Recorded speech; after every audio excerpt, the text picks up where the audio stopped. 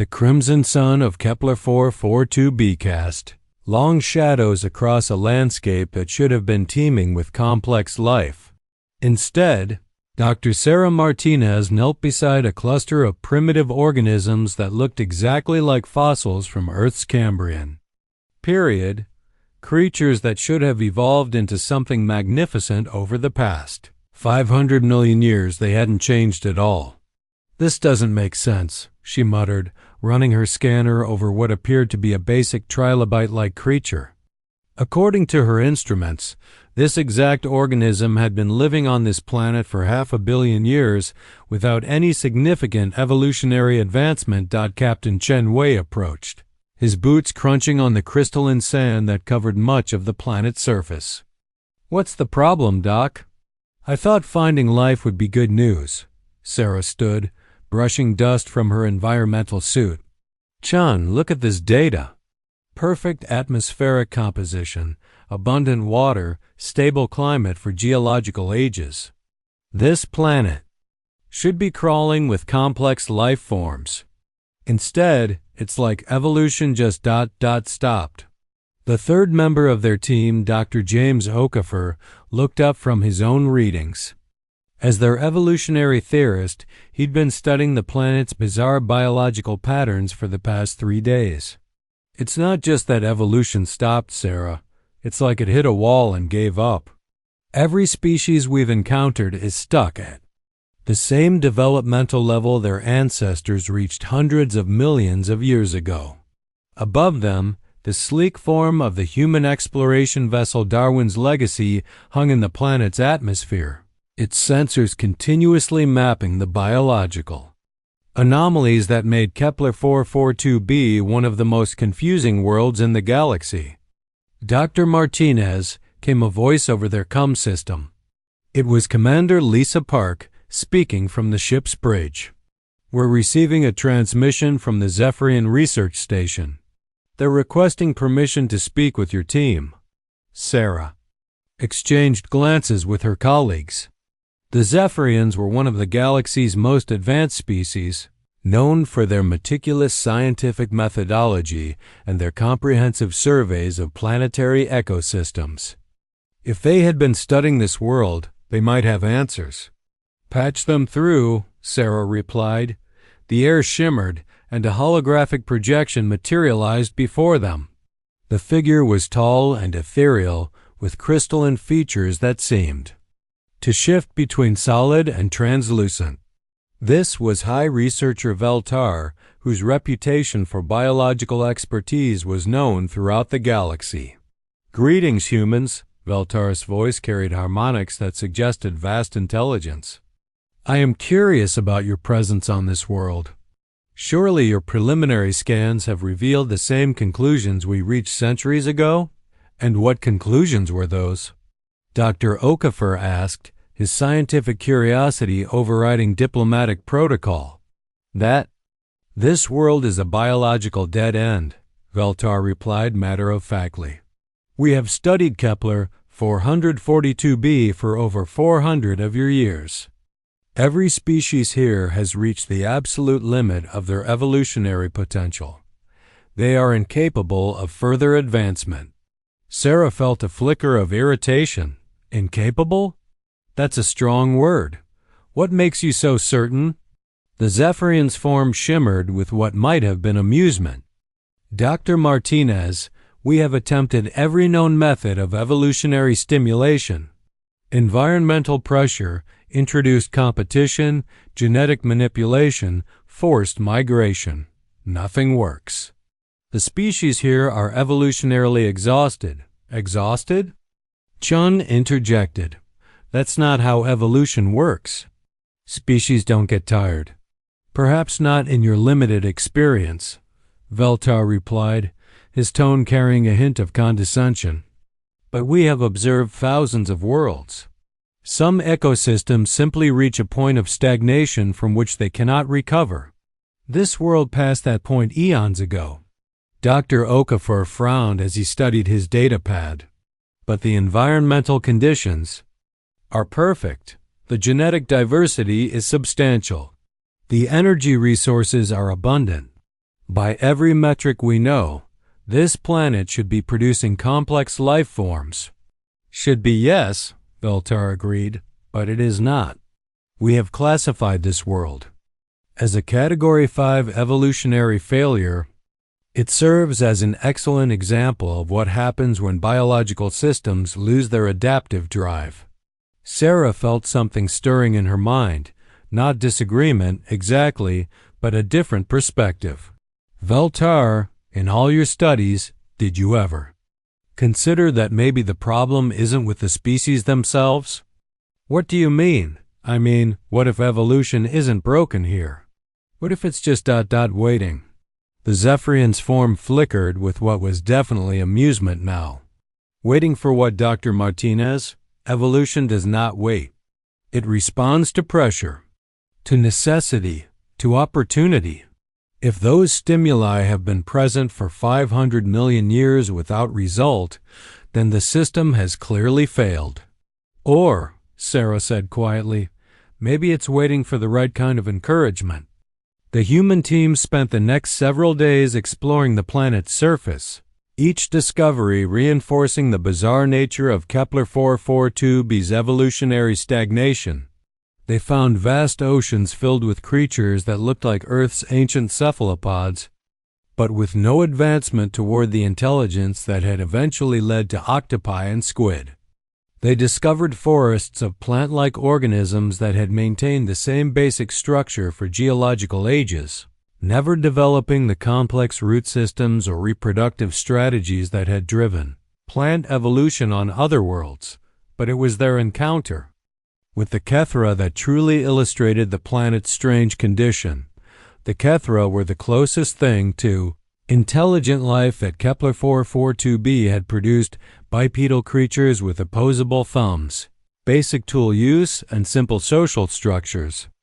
They stood about 4 feet tall, with grayish skin that seemed to shimmer with an inner light, and large eyes that suggested intelligence. Sarah watched a group of them through her binoculars, observing their behavior with growing fascination. They were using simple stone tools to harvest a type of fruit, working together with a coordination that suggested complex communication. Yet according to the Zephyrian data, they had been doing exactly this, using the same tools in the same way to harvest the same fruits for over 20 million years. It's like they're stuck, Dr. Okafor observed, watching the Kethra through his own scanner. They have all the prerequisites for technological development, intelligence, tool use, social cooperation, environmental challenges. But they've never advanced beyond the most basic level. The Zephyrians tried direct intervention, Sarah said, reviewing the research notes they'd been provided. They introduced new materials, created artificial challenges, even attempted to teach them more advanced techniques. Nothing worked. The Kethra would try the new approaches for a few days, then revert to their traditional methods. Captain Chun joined them at their observation post. Back on Earth, we'd call that learned helplessness. When an organism or system gets so used to limitations that it stops trying to overcome them, even when the limitations are removed. Sarah's head snapped up. Say that again. Learned helplessness. It's a psychological condition where, I know. What it is, Sarah interrupted, her mind racing. But Chun, you just said something crucial. What if this isn't a biological problem at all? What if it's a psychological one? Dr. Okafor looked skeptical. Sarah, we're talking about entire ecosystems. Millions of species. You can't apply individual psychology to evolutionary systems. Can't we? Sarah stood, pacing back and forth as her thoughts coalesced. Think about it. What if evolution on this planet has developed a kind of collective learned helplessness? What if these species have been stuck for so long that they've basically given up trying to advance? That's not how evolution works, Dr. Okafor protested. Evolution doesn't try to do anything. It's just random mutations responding to environmental pressures. Is it? Sarah challenged. Or is that just what we tell ourselves because we don't understand the psychological component of evolutionary adaptation? She turned to face her colleagues, her excitement building. Look at the evidence. Perfect. Conditions, abundant resources, diverse genetics, environmental challenges, everything evolution needs to produce advancement. But nothing happens. The Zephyrians try force, pressure, manipulation, all the traditional approaches. Still nothing. So what are you suggesting? Chun asked. I'm suggesting we try something the Zephyrians never thought of. Instead of forcing evolution, what if we just encourage it? The conversation that followed would later be remembered as the moment when humanity's approach to evolutionary science diverged completely from that of every other species in the galaxy. Dr. Martinez, came Veltar's voice over the comm system. We have been monitoring your team's discussions, and we must express our concern. The approach you are suggesting lacks any scientific foundation. Sarah looked up at the Zephyrian's holographic form. With respect, Veltar, your approach has been failing for 400 years. Maybe it's time to try something different. What you are proposing is not science. It is sentiment, is it? Dr. Okafor interjected, and Sarah was surprised to hear support in his voice. Veltar, I've been reviewing your data, and I'm noticing something interesting. Every intervention you attempted involved some form of stress, pressure, or forced change. You never tried simple encouragement. Encouragement? Veltar's form flickered with what might have been confusion. Evolution does not respond to encouragement. It responds to necessity, does it? Sarah asked. Or is that just an assumption we've all been making? She activated her own holographic display, showing the behavioral patterns of the Kethra. Look at their social structures. They show empathy, cooperation, even what appears to be artistic expression. These aren't just survival behaviors. They're signs of a species that values harmony and mutual support. Your point? My point is that maybe these species aren't stuck because they lack the ability to evolve. Maybe they're stuck because they lack the confidence to try. Captain Chun nodded slowly. Like a student who's been told they're stupid so many times that they stop trying to learn even when they're perfectly capable. Exactly, Sarah said. And what do you do with a student like that? You don't pressure them, Chun replied. You encourage them. You create a safe environment where they feel supported to take risks. Veltar's form shifted through several different configurations before settling into something that might have been skepticism.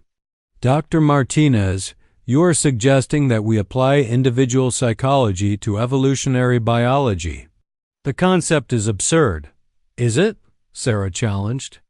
Veltar, how many worlds have you studied? Thousands. And how many of them showed evolutionary stagnation similar to this one? There was a pause. More than we initially expected. How many more? Another pause, longer this time. Approximately 23% of surveyed worlds show some form of evolutionary stagnation. Sarah felt a chill run down her spine. 23%? That's not a random occurrence. That's a pattern. Dr. Okafor was running calculations on his data pad. If that percentage is accurate across the galaxy, we're talking about millions of worlds where evolution has essentially stopped. And in every case, Sarah continued, the worlds are studied by advanced species who declare them failures, and then try to force advancement through pressure and manipulation. What if that approach isn't just ineffective? What if it's actually part of the problem? You are suggesting, Veltar said slowly, that our research methodology is somehow causing the stagnation we observe? I'm suggesting that maybe evolution is more sensitive to psychological environment than we've ever considered. Maybe these species can sense when they're being judged as failures, and that judgment becomes a self-fulfilling prophecy. The implications. hung in the air like a challenge to everything the galaxy thought it knew about biological development. The next morning, Sarah stood at the edge of the Kethra settlement, watching the daily routines that had remained unchanged for millions of years. But instead of seeing primitive limitations, she was beginning to see something else, potential waiting to be nurtured. "All right, team," she said into her comm unit. "We're going to try something that's either brilliant or completely insane. We're going to treat this planet like a garden instead of a laboratory." Dr. Okafor joined her, carrying a collection of simple tools and materials. "I've been thinking about what you said yesterday, Sarah, about encouragement versus pressure. In human development, we know that children learn better in supportive environments. Maybe the same principle applies to evolutionary development." "That's the hypothesis," Sarah agreed. "Instead of forcing these species to adapt, we're going to create conditions where they feel safe to experiment." Captain Chen approached with a small group of crew members from the Darwin's Legacy. "The commander has authorized limited intervention protocols. We're to document everything and avoid any actions that could be construed as genetic manipulation." "Understood," Sarah replied. "But Chun, this isn't about changing them. It's about changing how they feel about change." They approached the Kethra settlement slowly, following protocols for non-threatening contact. The Kethra noticed them immediately. After all, they'd been aware of alien observers for centuries. But instead of the clinical, analytical approach of the Zephyrians, the humans offered something different. Sarah knelt at the edge of the settlement and began to arrange colorful stones in patterns. Not purposefully, not as a lesson or demonstration, but simply as a calm, creative activity. She hummed softly as she worked, creating mandalas and geometric designs that caught the morning light. The Kethra watched with curiosity. Unlike their reactions to previous alien contact, they showed no signs of stress or defensive behavior. Instead, they seemed intrigued. One of them, an individual with slightly more prominent cranial ridges that suggested age or status, approached cautiously. Sarah looked up and smiled, continuing her stone arrangement without any attempt to communicate or teach. The Kethra individual, Sarah mentally dubbed him Elder, watched for several minutes. Then, to everyone's amazement, he began to arrange his own stones and patterns nearby. "Holy shit," Dr. Okafor whispered over the comm. "He's not copying her. He's creating his own design." Sarah carefully avoided looking directly at Elder's work, maintaining the non-threatening atmosphere. But she could see in her peripheral vision that his stone pattern was more complex than her own, incorporating mathematical relationships that suggested sophisticated spatial reasoning. Other Kethra began to approach, drawn by the peaceful creative activity. Soon, a dozen of them were creating their own stone patterns, each one unique and increasingly elaborate. "This is unprecedented," came Veltar's voice over the comm. "In 4 centuries of observation, we have never seen the Kethri engage in purely creative behavior." "That's because you were studying them," Sarah replied quietly. "We're playing with them. Hey there, incredible humans. I know we're deep into this mind-blowing story, but I need to pause for just a second. If you're as fascinated by this as I am, hit that like button right now and let me know in the comments. What do you think is the secret to unlocking evolution's potential? Because what happens next is going to blow your mind." Over the following days, the human team continued their gardening approach. They didn't teach or demonstrate or pressure. Instead, they simply engaged in creative, problem-solving activities within view of the Kethra settlement, creating an atmosphere of calm exploration. Dr. Okafor set up a simple water filtering system, not as a lesson for the Kethra, but as a practical necessity for the human team. He worked openly, humming and occasionally commenting to his colleagues about the interesting challenges involved. In purifying the local water. Within hours, several Kethra had begun experimenting with their own filtration methods, using local materials to create surprisingly effective systems. Captain Chun began constructing a simple shelter using local materials, again not as a demonstration but as a practical need. The Kethra watched with interest and soon began improving their own construction techniques, incorporating design elements that were both functional and aesthetically pleasing. "This is remarkable," Dr. Okafor said as they reviewed the day's observations. "They're not just copying our activities, they're innovating beyond what we're doing." Sarah nodded, watching the Kethra through her binoculars. "It's like they always had the capability. They just needed to feel safe to use it." "But why?" Chun asked. "What was stopping them before?" "Fear," Sarah said simply. "Fear of failure, fear of change, fear of not being good enough." The Zephyrians spent 4 centuries basically telling them they were evolutionary failures. How do you innovate when you've been convinced you're incapable of advancement? The breakthrough came on the 5th day. Elder approached Sarah directly, carrying something in his hands.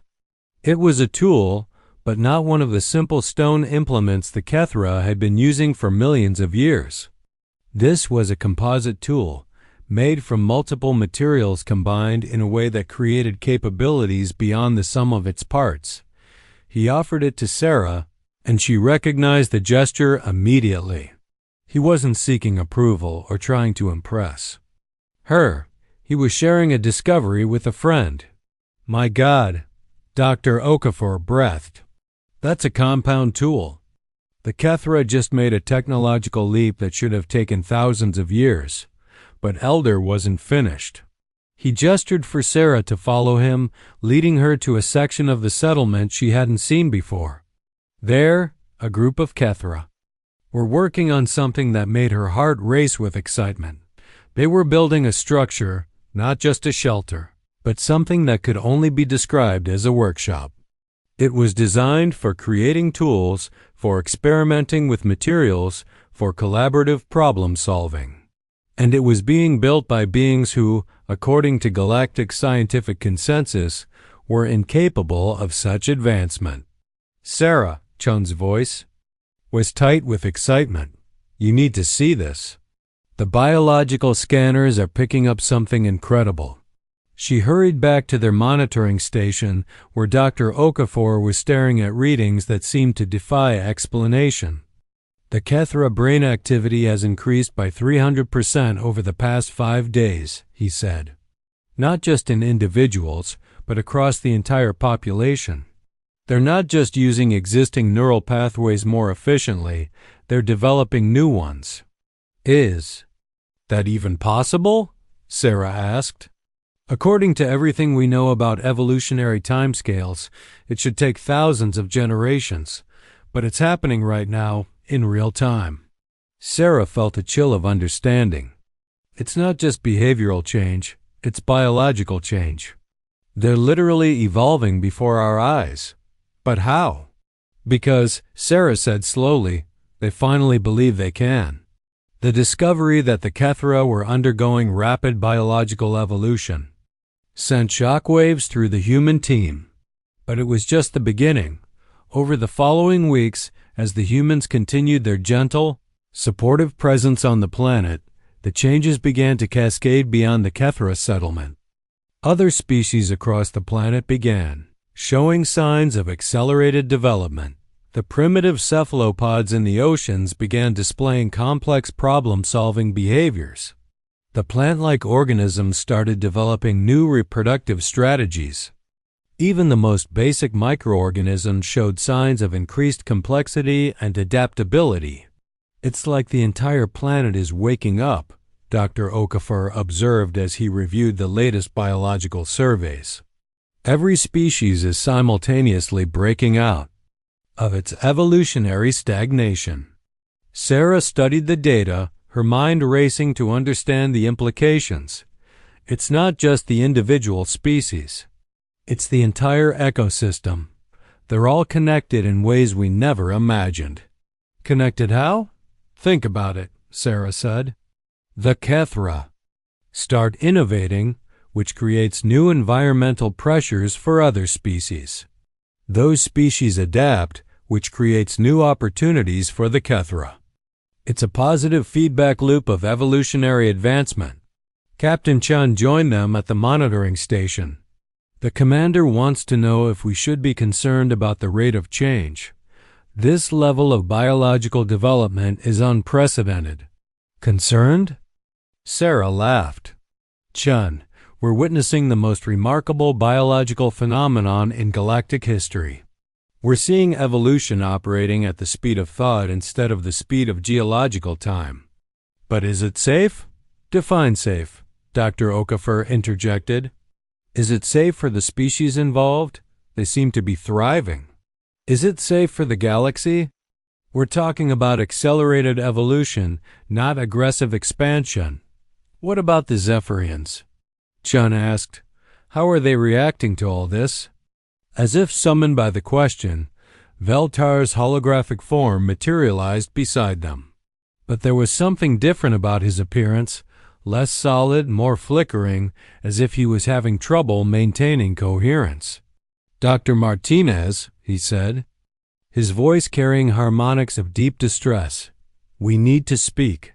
What you have done here violates every principle of evolutionary biology we have established over millions of years of research. Does it? Sarah asked. Or does it just prove that your principles were incomplete? You are destabilizing the natural order. Evolution cannot proceed at this rate. It is impossible. And yet, Dr. Okafor interjected, here we are, watching. It happened. Veltar's form flickered more rapidly. You do not understand the implications. If word of this spreads, it will undermine the entire galactic scientific establishment. Centuries of research, millennia of established knowledge, all of it called into question.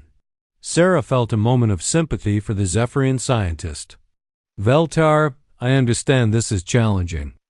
But isn't the goal of science to understand truth, not to protect established beliefs? The goal of science is order, predictability, control. What you have unleashed here is chaos. No, Sarah said firmly.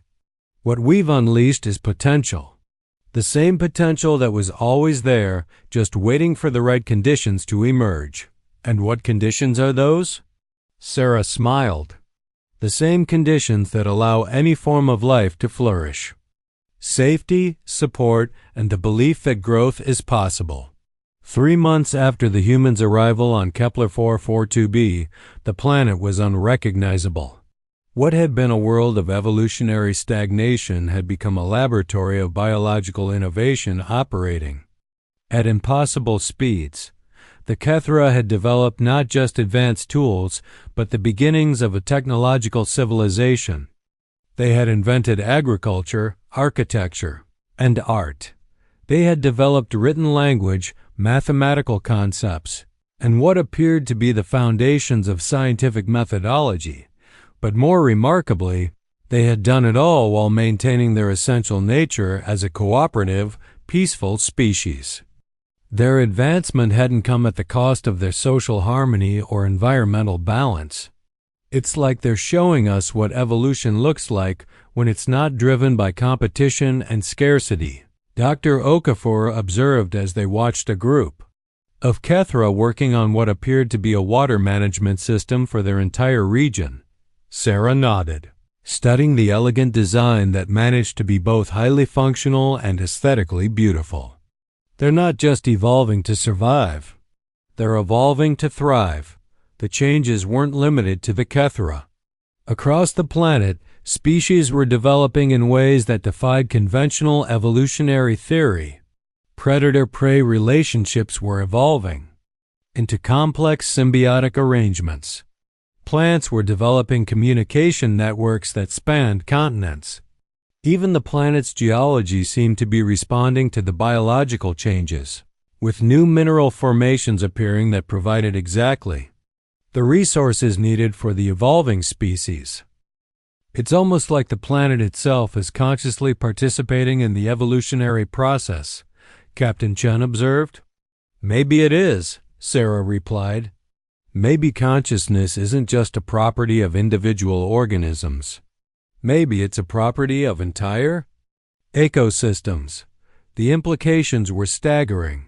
If consciousness could emerge at the ecosystem level, if entire planets could participate in their own evolutionary development, then the galaxy's understanding of life itself would need to be completely reconstructed. Dr. Martinez came a new voice over the comm system. It was Elder, the Kethra individual who had first approached Sarah with his stone patterns. But now his voice carried the complexity of someone who had undergone rapid intellectual development. Elder, Sarah replied, still amazed by the transformation. In his communication abilities, how can we help you? We have been observing the other worlds in our star system, Elder said.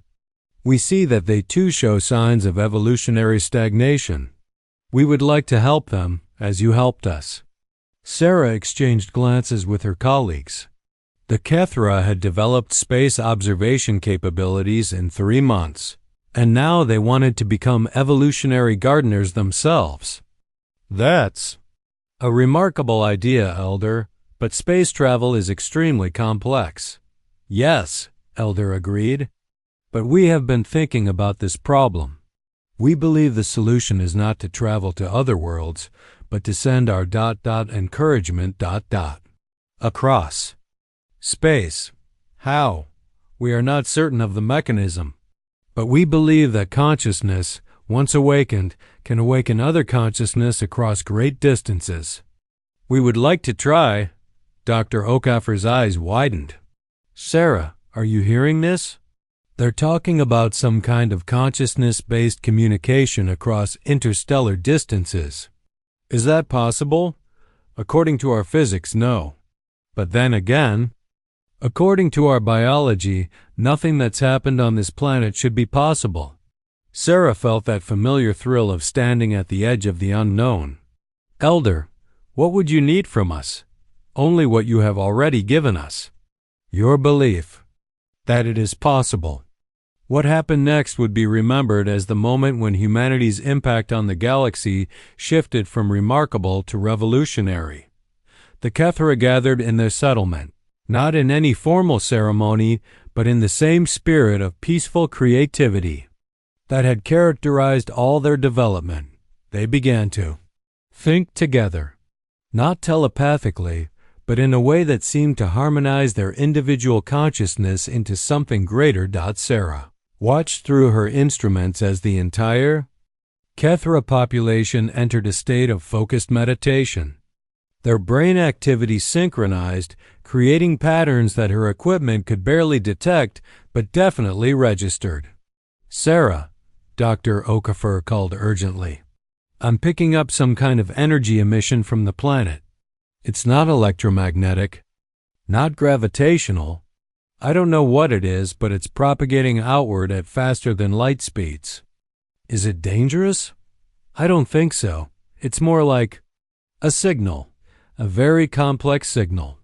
Captain Chen was monitoring communications from the Darwin's Legacy. We're receiving reports from monitoring stations throughout the system. They're detecting the same unknown energy signature. It's reaching other worlds. Sarah felt her heart racing.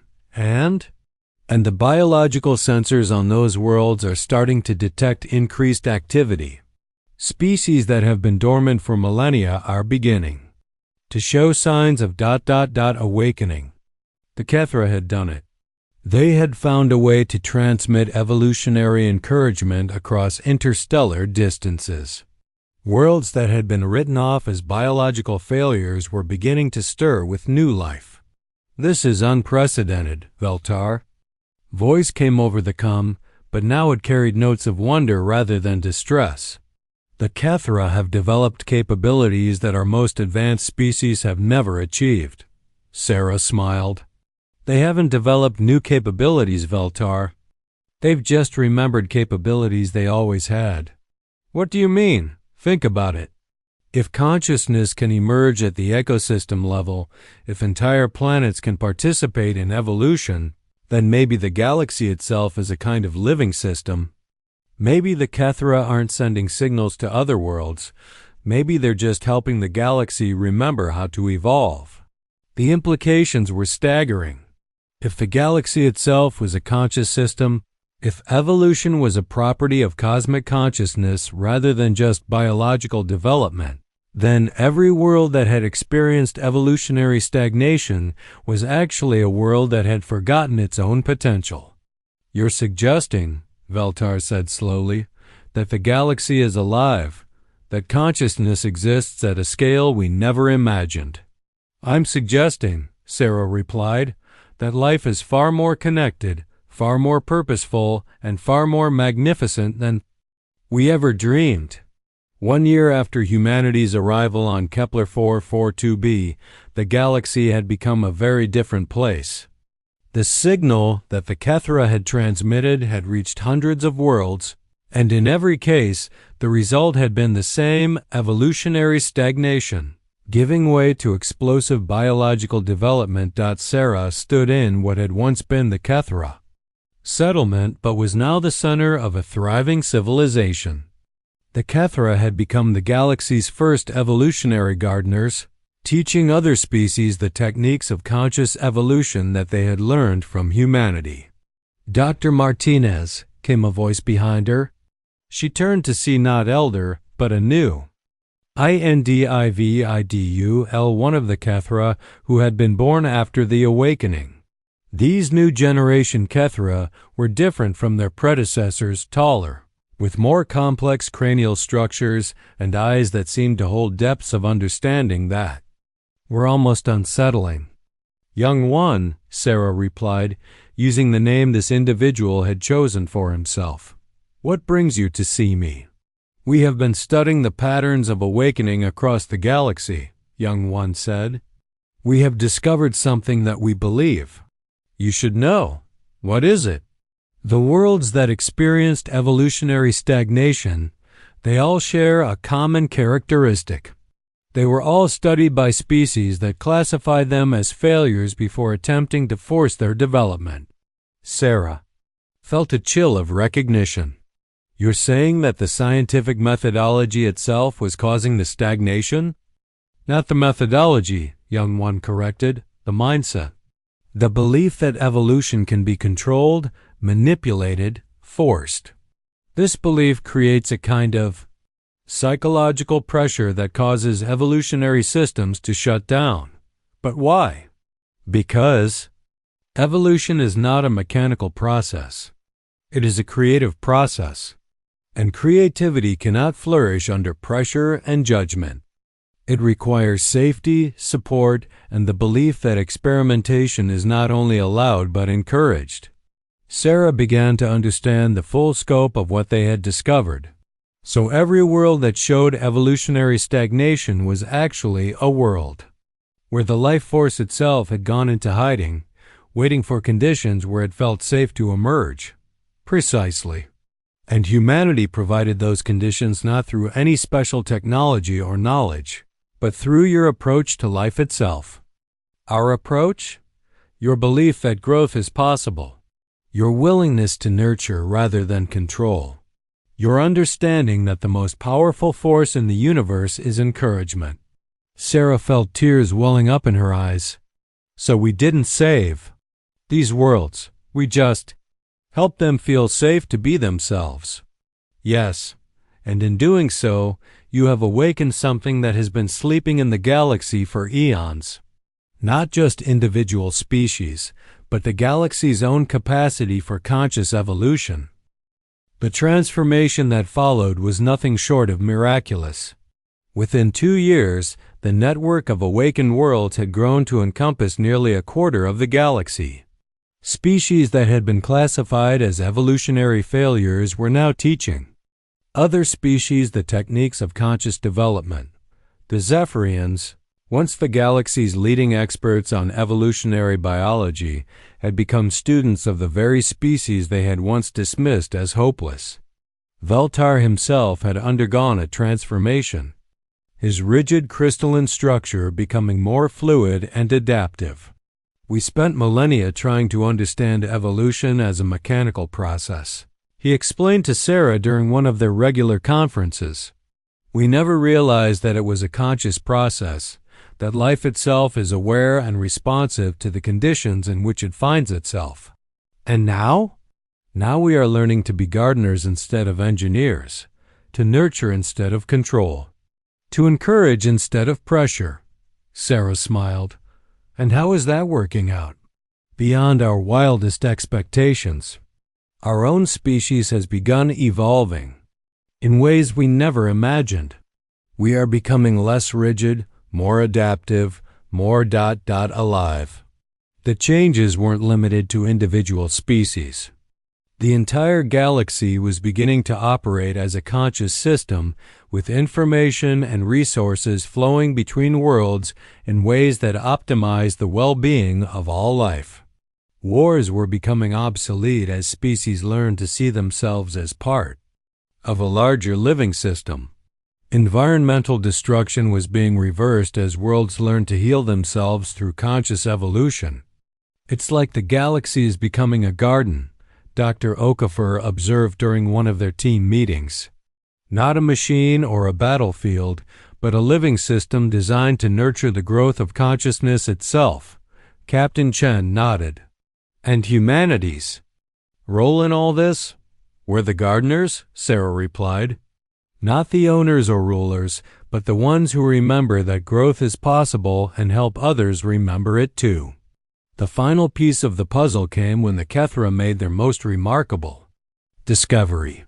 They had been studying the patterns of consciousness across the galaxy, mapping the flow of evolutionary encouragement from world to world. What they found changed everything. Dr. Martinez, young one, said during one of their regular meetings, "We have discovered something about Earth that we believe you should know." What is it? Earth is not just another world in the galaxy. It is what we might call a mother world, a planet specifically designed to nurture the kind of consciousness that can awaken other worlds. Sarah felt her heart skip a beat. What do you mean? The conditions on Earth, the diversity of life, the challenges that promoted cooperation over competition, the development of a species capable of imagination and empathy, these were not accidents. They were part of a larger pattern. Are you saying Earth was designed to produce humans? Not designed by any external intelligence, young one clarified, but designed by the galaxy's own consciousness to produce the kind of beings who could help other worlds remember their potential. The implications were staggering. Earth wasn't just a planet that had happened to develop intelligent life. It was a planet that the galaxy itself had shaped to produce the kind of consciousness that could awaken other worlds. So humanity's role in the galaxy isn't accidental, Sarah said slowly. We're literally the galaxy's way of helping itself evolve. Yes, and every human who goes out into the galaxy carrying the belief that growth is possible, that consciousness can expand, that life can flourish, each one is part of the galaxy's own evolutionary process. Sarah looked out at the thriving civilization that had grown from the simple stone patterns she had arranged on the ground just 2 years earlier. The Kethra had become teachers, the planet had become a garden, and the galaxy itself was awakening to its own potential. So what happens now? She asked. Now, young one smiled, we keep gardening. There are still worlds sleeping, still consciousness waiting to awaken, still potential that hasn't been realized. The galaxy is vast and there is much work to be done. Sarah nodded, feeling the weight and wonder of their discovery. And humanity? Humanity will do what it has always done. You will explore, you will encounter, you will believe in possibilities that others have given up on. And in doing so, you will help the galaxy remember that evolution never stops, it only waits for the right conditions to flourish. 5 years after the first human expedition to Kepler 442b, the galaxy had become a tapestry of awakened worlds, each one contributing to the greater symphony of cosmic consciousness. The old paradigm of competition and conquest had given way to one of collaboration and cultivation. Sarah stood in the observation deck of the Darwin's Legacy, now permanently stationed at what had become known as the Kepler 442 Evolutionary Institute. Below her, the planet teemed with life forms that defied every category of biological classification.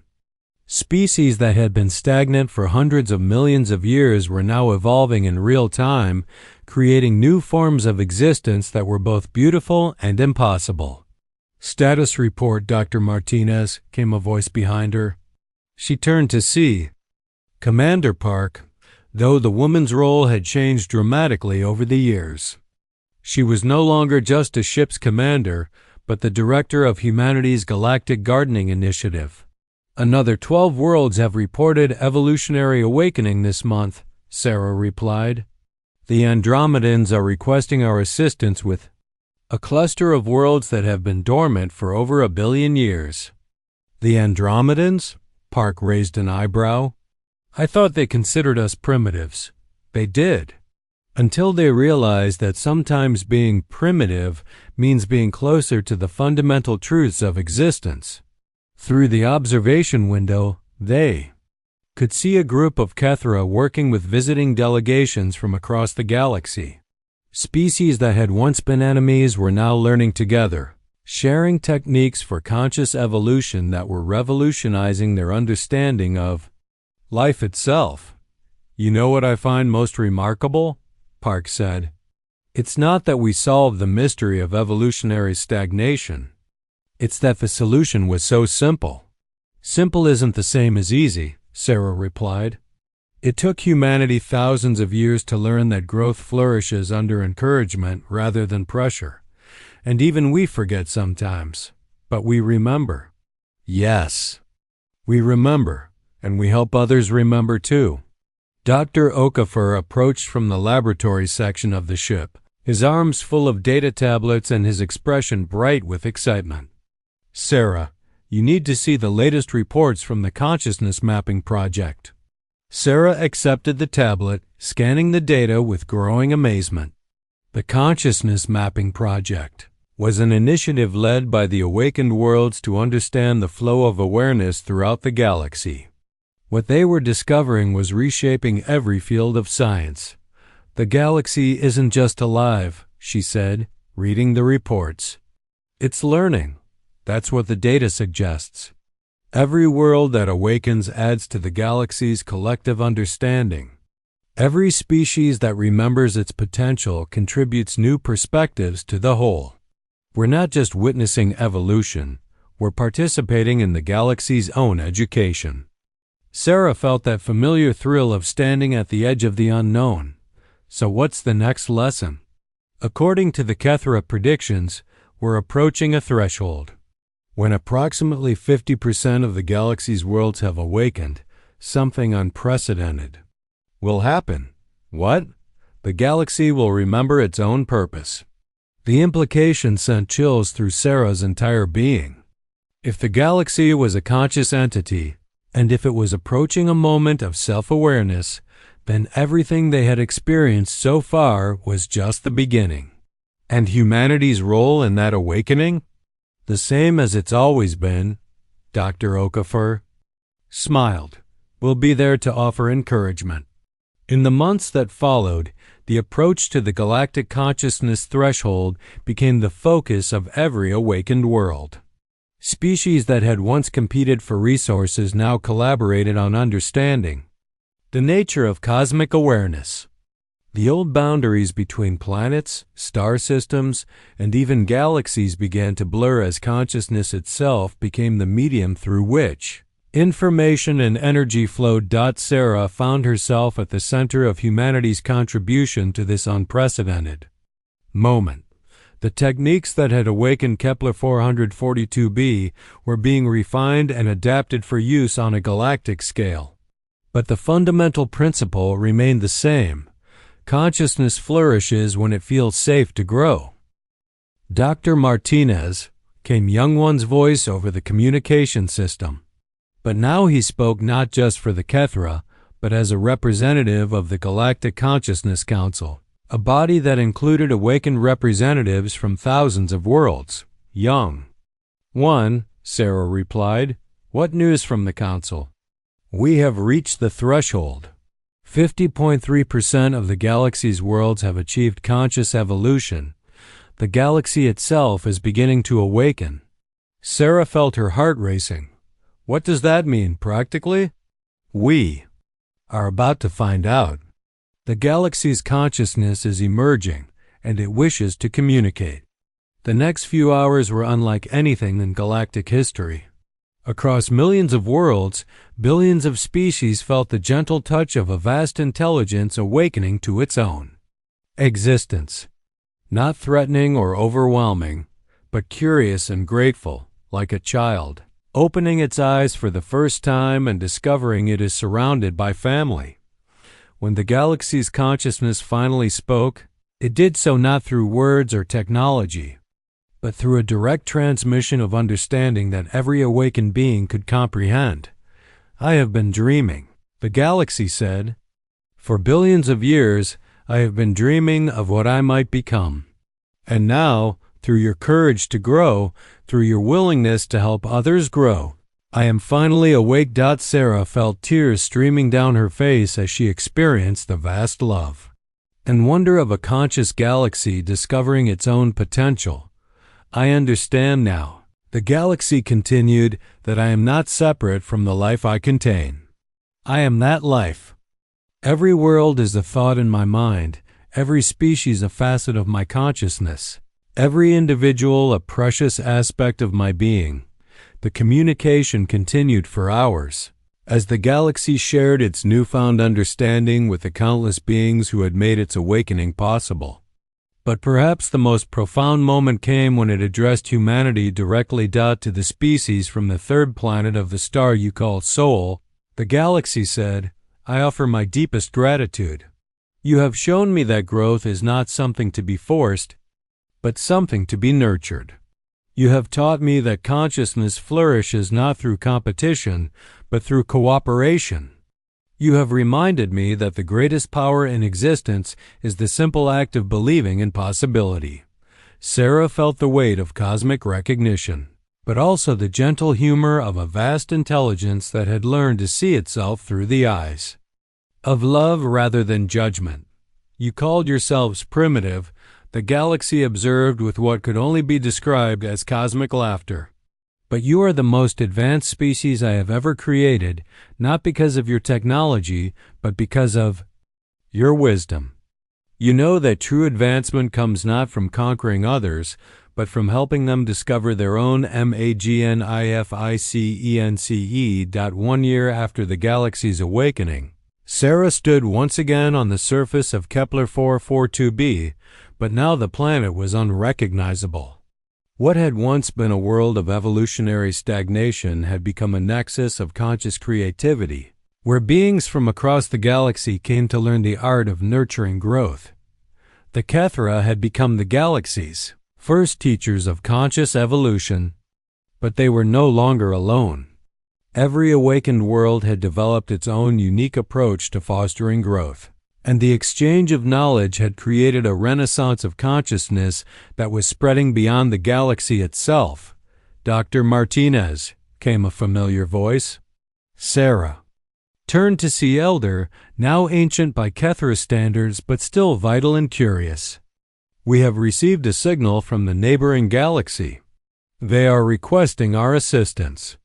Sarah smiled, feeling the familiar thrill of new possibilities. Another galaxy full of sleeping worlds? It appears so. Their consciousness is just beginning to stir, and they have sensed what we have accomplished here. And they want to learn our techniques? They want to learn what you taught us. That growth is possible, that consciousness can expand, that life can flourish beyond any limitations. We might imagine. Sarah looked out at the thriving world around her, where species that had been stuck for millions of years We're now creating forms of existence that surpass the wildest imagination. The lesson was clear. Evolution never gave up. It was always waiting for gardeners instead of masters. Well then, she said, feeling the cosmic adventure calling to her once again, I suppose we'd better teach them how to garden. As she spoke, Sarah felt the gentle presence of the galaxy's consciousness. No longer a distant force, but a warm, familiar awareness that permeated every moment of existence. The galaxy was awake, and it was dreaming of even greater possibilities.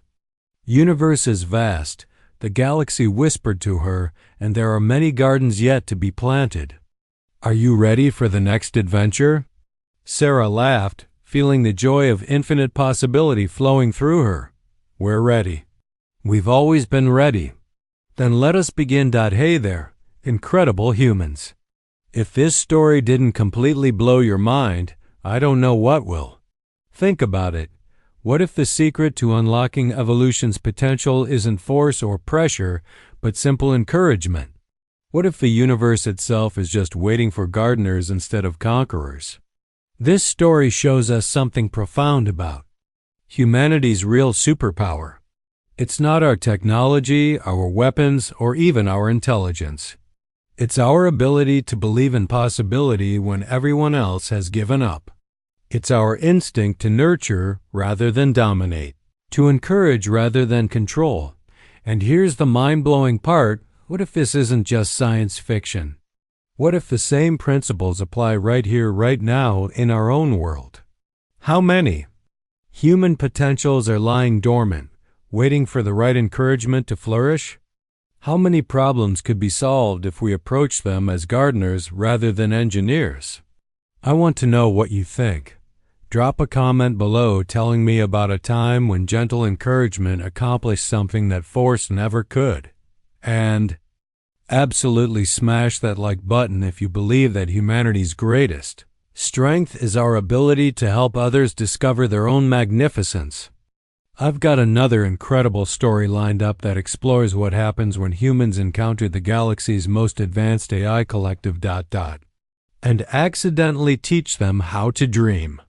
Trust me, you won't want to miss what happens when artificial intelligence meets human imagination. Until next time, remember, sometimes the most primitive approach is the most advanced. Sometimes the greatest power is knowing when not to use force. And sometimes all evolution needs is someone who believes it's possible. Keep gardening, reality cultivators. See you in the next one.